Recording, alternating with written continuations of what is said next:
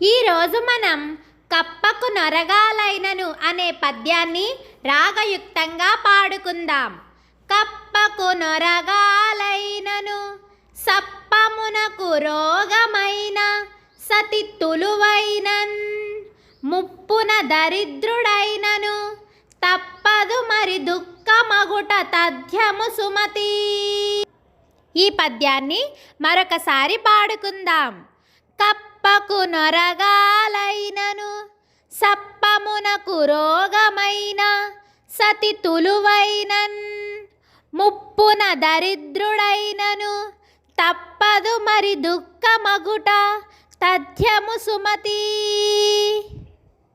ఈ పద్యభావం ఏమనగా, కప్ప కుంటిదైనచో గెంతలేక కష్టపడును, పాముకు జబ్బు చేసినచో ఆహారం సంపాదించుకొనలేక కష్టపడును, భార్య చెడు నడత కలిగినదైనచో భర్త కష్టపడును, మనిషి డబ్బులేని వాడైనచో ముసలితనములో కష్టపడును. లోకమందు ఇది సహజం.